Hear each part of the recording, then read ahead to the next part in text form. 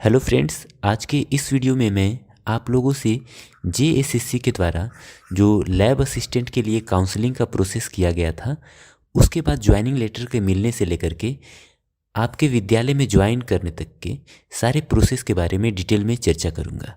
जैसे कि जो लैब असिस्टेंट की नियुक्ति हुई थी वो +2 स्कूल्स के लिए हुई थी। तो और मैंने आप लोगों से बात किया था कि 26 दिसंबर को हमारा काउंसलिंग हुआ। फिर देखिए 29 दिसंबर को ये नियुक्ति पत्र हमें दिया गया और इसके बाद यहाँ पे हमें 18 जनवरी 2024 यानी आज की जो तारीख है 18 जनवरी, इस समय तक का टाइम दिया गया था कि आप 18 जनवरी तक अपने रिस्पेक्टिव विद्यालय में जा कर के ज्वाइन कर लें। तो आज ये तारीख ख़त्म हो रही है, तो मैंने भी अपने विद्यालय में ज्वाइन कर लिया है। और इस ज्वाइनिंग को करने के लिए हमें इस नियुक्ति पत्र के साथ और भी बहुत सारे काम करने होते हैं, जैसे मेडिकल सर्टिफिकेट बनवाना, कुछ एफिडेविट्स बनवाना इत्यादि। तो मैं इन सारे प्रोसेस की डिटेल में आप लोगों से चर्चा करूंगा। तो जो भी बच्चे जेएसएससी पीजीटी के कैंडिडेट हैं या फिर जेएसएससी सीजीएल के कैंडिडेट हैं और उनका सिलेक्शन होता है, उनका काउंसलिंग होता है और उन्हें इस प्रकार का एक ज्वाइनिंग लेटर मिलता है, तो उसके बाद का क्या प्रोसेस होगा वे इस वीडियो के माध्यम से काफ़ी अच्छे से समझ सकते हैं। और इस वीडियो को देखने के बाद भी आपके कुछ डाउट्स होते हैं तो आप हमारे इंस्टाग्राम चैनल पे हमसे वो पूछ सकते हैं। जो भी आपके डाउट्स हैं मैं आपके सारे मैसेजेस का रिप्लाई ज़रूर करूँगा। आप वहाँ मुझे कॉल भी कर सकते हैं, मैं उसका भी रिप्लाई देने की पूरी कोशिश करूँगा। तो चलिए आज के इस वीडियो को स्टार्ट करते हैं और मैं आप लोगों से बताता हूँ कि 29 दिसंबर को जो हमें ज्वाइनिंग लेटर दिया गया था लैब असिस्टेंट के लिए, उसके बाद का क्या क्या प्रोसेस था और किस तरीके से हम लोगों ने अपने अपने विद्यालय में जा कर के अपना योगदान दिया। तो देखिए यहाँ पे हमें ज्वाइनिंग लेटर के तौर पे 3 पेज का एक डॉक्यूमेंट दिया गया था। मैं इसे थोड़ा सा जूम करके आप लोगों को दिखा दे रहा हूँ। ये देखिए यहाँ पे झारखंड सरकार के स्कूली शिक्षा एवं साक्षरता विभाग के द्वारा एक आदेश पारित किया गया। ये 28 दिसंबर 2023 का डेट दिया गया है और हमें 29 दिसंबर को ये लेटर मिला था। तो देखिए इसमें जो भी अधिसूचना वगैरह था, विज्ञापन संख्या वगैरह था, उसके आधार पे ये बताया गया कि भौतिक शास्त्र पे +2 विद्यालयों में नियुक्ति के लिए जो भी आपका मैट्रिक्स लेवल था वो दिया गया है। और साथ ही साथ आपका नाम और आपका जो नियुक्ति का स्थान है, जैसे यहाँ पे जो मेधा क्रमांक है, जो आपका रैंक है, वो आपका रोल नंबर, नाम, फिर आपके पिता का नाम, अस्थायी पता, जन्म तिथि, फिर आपका आरक्षण कोटि से हुआ है सिलेक्शन या अनरिजर्व कैटेगरी से हुआ है वो, फिर साथ ही आपका विषय क्या था, और फिर स्थापित विद्यालय का नाम, जिस विद्यालय में आपको पद स्थापित किया गया यानी आपकी नियुक्ति की जा रही है उस विद्यालय का नाम। तो ये सारे डिटेल्स आपके नियुक्ति पत्र में दिए हुए थे।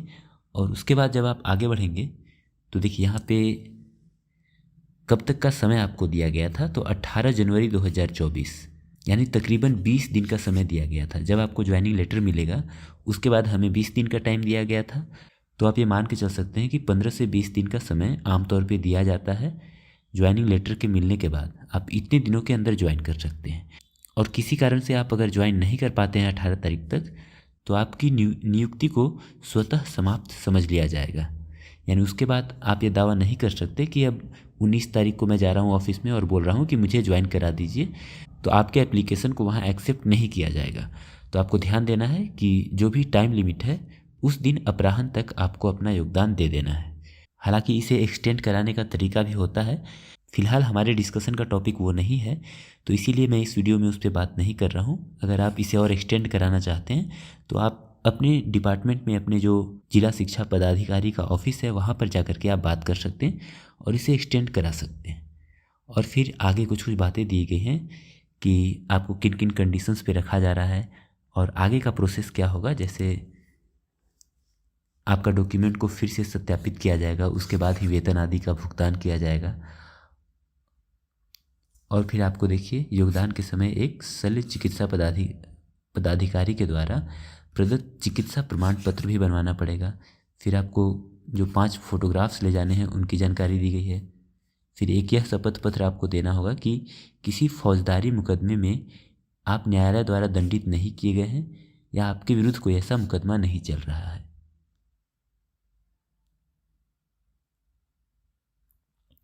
और इसके साथ एक एफिडेविट की बात की गई है कि आपको योगदान के समय अगर आप अविवाहित हैं तो इस आशय का घोषणा पत्र देना होगा कि आप शादी के समय न तो दहेज लेंगे और न ही दहेज देंगे।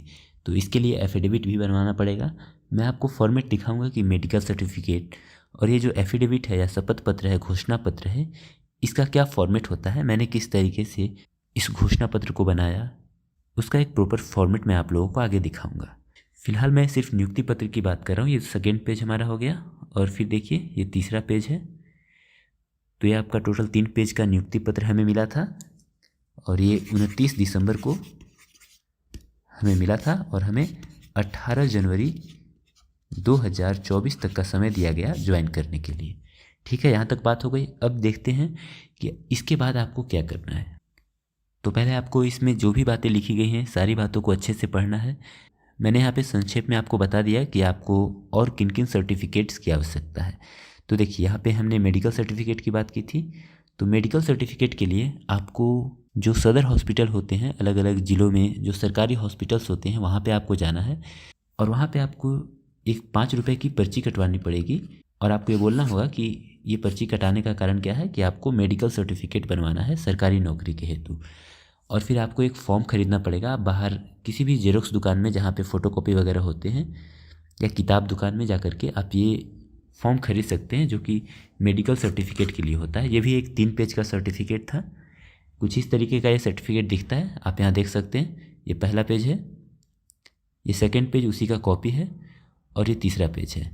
इसमें सारे टेस्ट्स के नाम लिखे गए हैं जो आपको करवाने हैं, जैसे आपका पल्स रेट क्या है, बीपी क्या है, ब्लड ग्रुप वगैरह और जो जो टेस्ट होते हैं जैसे HIV test, hepatitis B test, X ray वगैरह, ये सारी चीज़ें आपको करानी है।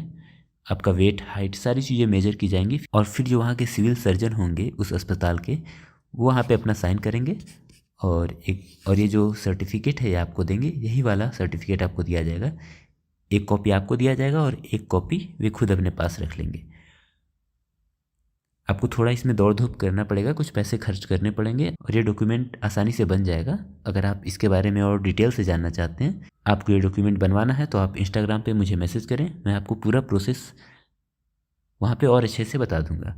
फिलहाल देखिए आगे बढ़ते हैं, मैं आपको बताता हूँ कि कैसा मेरा ये डॉक्यूमेंट बनकर तैयार हुआ। देखिए ये जो हमारा एक पेज था उसी में यहाँ पे उनके द्वारा आपका नाम भरा जाएगा, फिर किस डिपार्टमेंट में आपका सिलेक्शन हुआ है, जैसे यहाँ पे एजुकेशन डिपार्टमेंट लिखा गया, फिर आपकी नियुक्ति जहाँ की गई है वहाँ का नाम लिखा गया, आपकी उम्र कितनी है वो लिखा गया, प्लेस यहाँ देखिए जैसे मेरी नियुक्ति लातेहार ज़िले में हुई थी तो प्लेस में लातेहार लिखा गया। वहीं के सदर हॉस्पिटल में जा कर के मैंने ये अपना मेडिकल सर्टिफिकेट बनवाया था।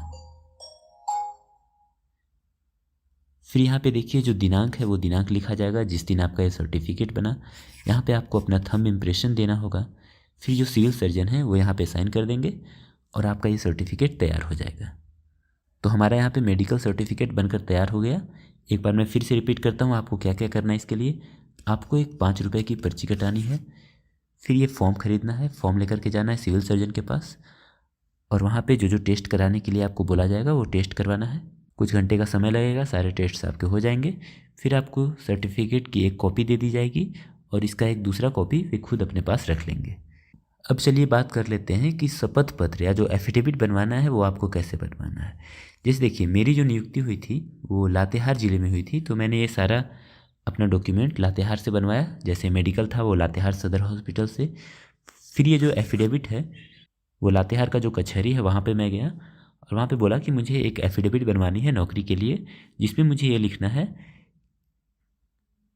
कि मेरे ऊपर किसी भी प्रकार का कोई मुकदमा नहीं चल रहा है और मैं अपने विवाह में किसी भी प्रकार का दहेज न लूँगा न दूंगा।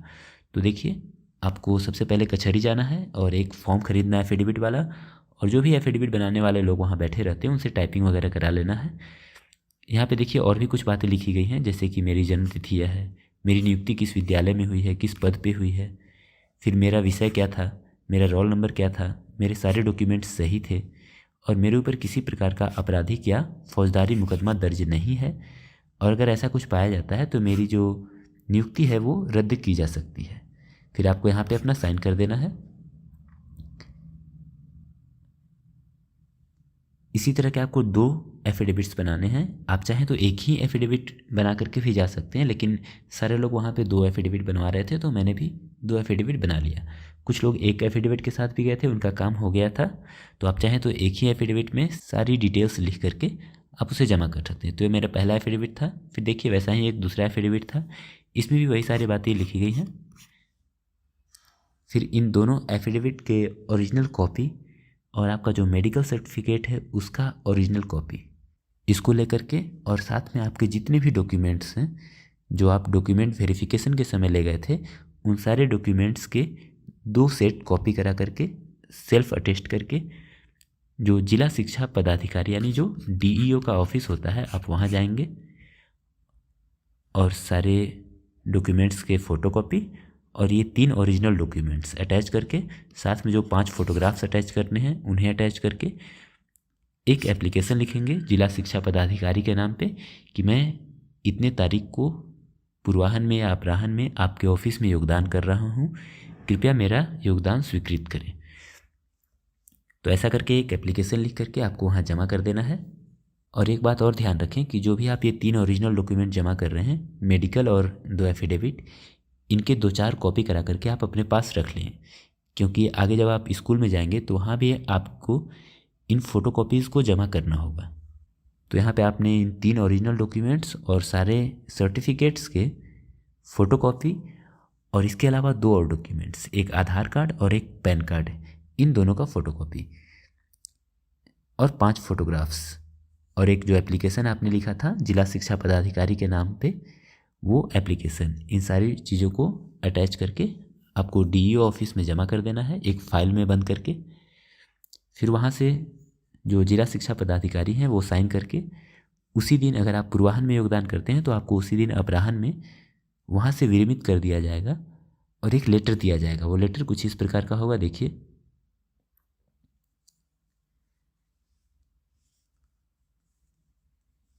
कार्यालय का नाम में जिला शिक्षा पदाधिकारी, फिर आपका जिला का नाम रहेगा और कार्यालय के आदेश के तौर पे ये बताया जाएगा कि आपका नाम क्या है, आपको किस विद्यालय में पदस्थापित किया गया है और ब्लॉक का नाम क्या है, आपका विषय क्या है और नियुक्ति पत्र का पत्रांक और दिनांक क्या था और डीईओ के कार्यालय में जो योगदान की तिथि थी वो क्या थी। इन सारी डिटेल्स को यहाँ पे लिखा जाएगा और आपको एक फ़ोटोकॉपी इसकी दे दी जाएगी। यहाँ पे ज्ञापन संख्या दिया जाएगा और फिर इस कार्यालय आदेश को लेकर के आपको अपने विद्यालय जाना है। जैसे अगर मान लीजिए 5 तारीख को शाम में या अपराह्न में आपको वहाँ से विरमित किया गया, तो आप 6 तारीख को अपने विद्यालय में जाएंगे। वहाँ पे आपको फिर वही सारा प्रोसेस करना है, सारे डॉक्यूमेंट्स की एक फ़ोटोकॉपी, ज्वाइनिंग लेटर का एक फ़ोटोकॉपी, जो एफिडेविट आपने 2 कराए थे उनका फ़ोटोकॉपी, जो मेडिकल सर्टिफिकेट था उसका फ़ोटोकॉपी और साथ ही ये जो आदेश आपको दिया गया है जिला शिक्षा पदाधिकारी के कार्यालय से, इस डॉक्यूमेंट का फ़ोटोकॉपी, इसको अटैच करना है और एक एप्लीकेशन लिखना है, वो प्राचार्य के नाम पे, यानी सेवा में श्रीमान प्रधानाध्यापक जो भी आपका विद्यालय है वहाँ पे, और विषय में आप लिखेंगे कि विद्यालय में योगदान देने हेतु। फिर पूरा एप्लीकेशन लिखना है कि कैसे कैसे मुझे आदेश मिला और इस आदेश संख्या, इस ज्ञापन संख्या के आधार पे मैं आज दिनांक इतना इतना इतना को पूर्वाह्न में या अपराह्न में आपके विद्यालय में योगदान दे रहा हूँ।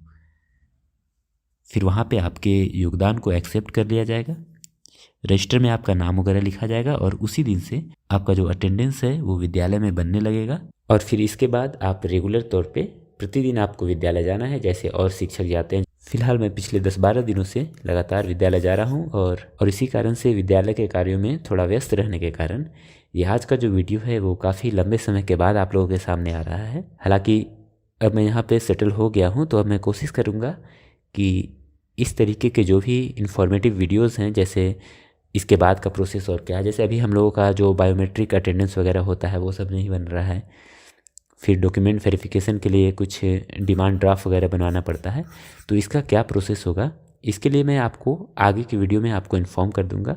फिलहाल मैं इस वीडियो को यहीं समाप्त करता हूं। अगर आपको हमारा ये वीडियो अच्छा लगा तो आप इसे लाइक कर सकते हैं। आपके कुछ डाउट्स हैं, कुछ सवाल हैं तो आप नीचे कमेंट सेक्शन में लिख सकते हैं, या फिर इंस्टाग्राम पे आप हमें कॉल करके या फिर मैसेज करके अपने सवालों के जवाब पा सकते हैं।